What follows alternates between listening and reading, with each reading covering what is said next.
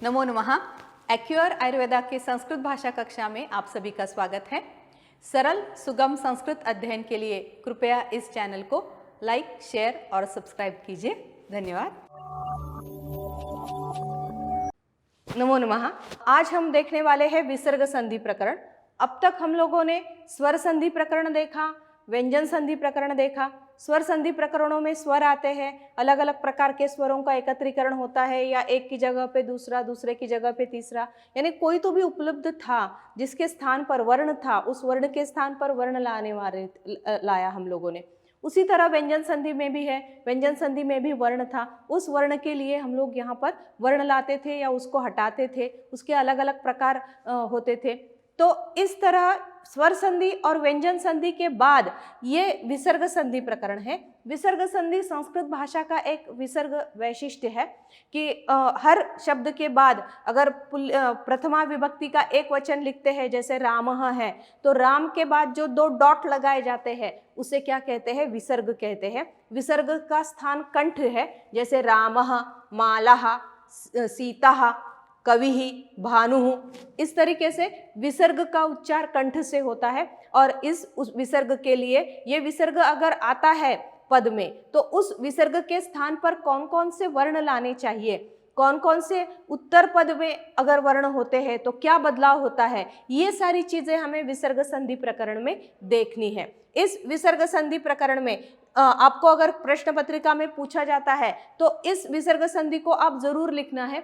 15 marks के लिए आमतौर पर आपका जो सेकंड सेक्शन है, इस सेकंड सेक्शन में जैसे स्वर संधि प्रकरण के कोई तो भी 5 सूत्र या फिर उदाहरण के साथ लिखिए, ऐसा कहा जाता है, वैसे ही व्यंजन संधि के लिए वैसे ही विसर्ग संधि का पूरा टॉपिक आपको एक्सप्लेनेशन के लिए आता है, तो आपको इसको जरूर लिखना है। ये बहुत ही आसान प्रकरण है, इसमें केवल 4 ही प्रकार आपको देखने को मिलते हैं। विसर्ग का स हो जाना, जिसे कि सत्व संधि कहते हैं, विसर्ग का रेफ हो जाना, जिसे कि रुत्व संधि कहते हैं, विसर्ग का उ हो जाना कि जो आगे जाकर गुण के कारण ओ बन जाता है, अब पूर्व रूप संधि उसका होता है, जिसे कि उत्व संधि कहते हैं, और विसर्ग का लोप हो जाना। ये 4 ही प्रकार आपको अभ्यास में है, जिससे कि आपको यह विसर्ग संधि को एक्सप्लेन करना है। भले ही उसके प्रकार मेंशन नहीं किए हैं, लेकिन उसको जो 3-4 सूत्र है, यही सूत्र बार बार आकर इस संधि को स्पष्ट करते हैं। तो इस तरह यहाँ पर सत्व संधि यानी विसर्ग का स हो जाना, रुत्व संधि यानी विसर्ग का रेफ या र हो जाना या रू हो जाना, जैसे स सजुषो रू से होता है, विसर्ग का ऊ हो जाना अतो रो रो प्लुताद प्लुते से होता है, और उसका बाद में हम लोग गुण संधि लगाकर ओ करते हैं, पूर्व रूप संधि लगाकर अवग्रह चिन्ह डालते हैं, और विसर्ग का लोप हो जाना यानी विसर्ग का वहां से चला जाना। इसको एक शॉर्ट उसके एग्जाम्पल लेकर मैं समझाती हूँ, तो आपको ये प्रकरण और अच्छी तरीके से ध्यान में आ जाएगा। यहाँ पर मैंने उदाहरण दिए हैं, हर एक जो संधि प्रकार है, इस हर एक संधि प्रकार का मैंने उदाहरण दिया है, जिससे कि आपको ये प्रकार स्पष्ट हो जाए।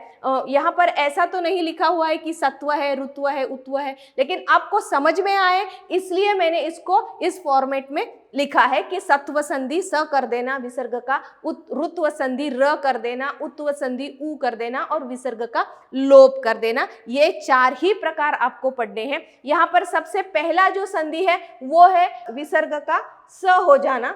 इसमें यहाँ पर देखिए ये विसर्ग है, विष्णु प्लस त्राता, जैसे मैंने शुरुआत में बताया कि यहाँ पर 2 डॉट आते हैं। इस 2 डॉट को आपको क्या करना है? कन्वर्ट करना है। किसमें? स में कन्वर्ट करना है। तो जब स आता है तो इसे क्या कहा जाता है? सत्व संधि कहा जाता है। जैसे विष्णु प्लस त्राता, आगे कौन कौन से कंडीशन और क्या है ये तो जब हम हर एक संधि प्रकार पढ़ेंगे तो उसमें जानेंगे ही कि किस तरीके से बदलाव आता है स में, कौन से वर्णों की उपस्थिति में। तो ये विसर्ग का स हो जाना, जैसे विष्णु प्लस त्राता का बना विष्णु स्त्राता, ठीक है। रुक्षः प्लस तथैव, यहाँ पर रुक्षः में ये विसर्ग था, इस विसर्ग का स कर दिया और संधि बना रुक्षस तथैव। यहाँ पर जो उत्तर वर्ण है उस उत्तर वर्ण में इतने ज्यादा बदलाव नहीं होते हैं, जो परवर्ण है उस परवर्ण में कोई बदलाव ज्यादातर नहीं देखने को मिलता। जो विसर्ग है उस विसर्ग के स्थान पर वर्ण आता है और फिर चेंजेस यहाँ पर देखने को मिलते हैं। तो इस तरह यह संधि हुआ आपका सत्व संधि यानी विसर्ग का स हो जाना। इसके बाद आता है विसर्ग का रू हो जाना, रुत्व संधि जिसे कहते हैं, र हो जाना।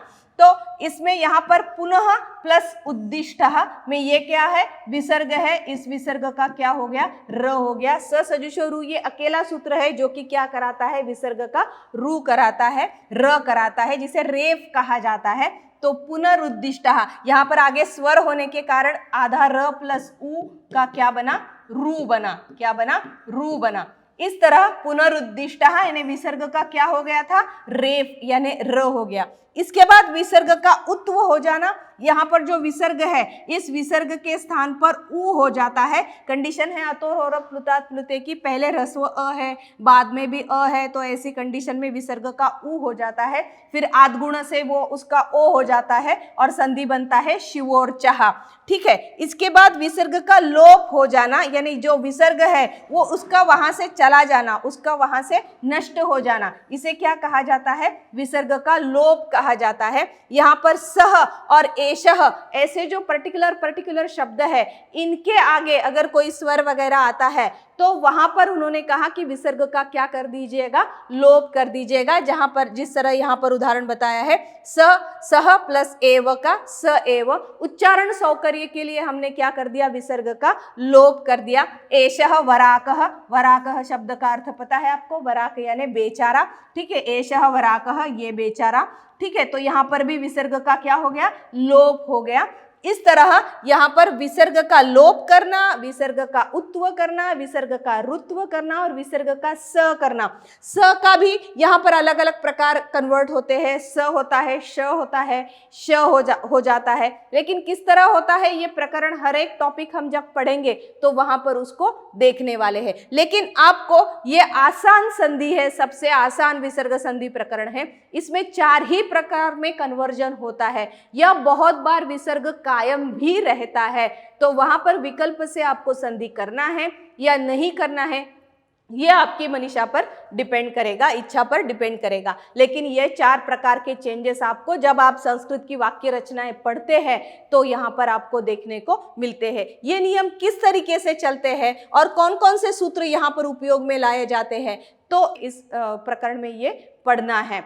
लेकिन आप अगर उस प्रकरण को ध्यान से देखते हैं तो केवल 4-5 ही सूत्र हर बार लगातार देखने को मिलते हैं, जैसे विसर्जने से सहा, स सजुषो रुहु, अतोरोर प्लुताद प्लुते वगैरह वगैरह, खरवसाने और विसर्जनी। यहाँ इस तरीके से ये 5-6 ही सूत्र एक दूसरे के पीछे आते हुए आपका जो संधि का स्पष्टीकरण है, उस संधि के स्पष्टीकरण को, विग्रह का जब आप संधि बनाते हैं तो आपको ये 4-5 ही सूत्र लगते हैं। तो वो किस तरीके से लगते हैं, तो ये जो प्रकरण हम संधि विसर्ग संधि प्रकरण पढ़ेंगे तो इसमें हमें पढ़ना है। अगर 15 मार्क्स के लिए आपको ये प्रकरण आता है तो आप इसको जरूर लिखना है, बहुत ही आसान है, उसके उदाहरण भी पर्टिकुलर है। आप उसको अगर 1 या 2 बार ध्यान से देख लेते हैं, पढ़ लेते हैं, तो आपको लिखना बहुत ही आसान हो जाएगा। अब हम यहाँ से ये विसर्ग संधि प्रकरण शुरू करने वाले हैं। धन्यवाद।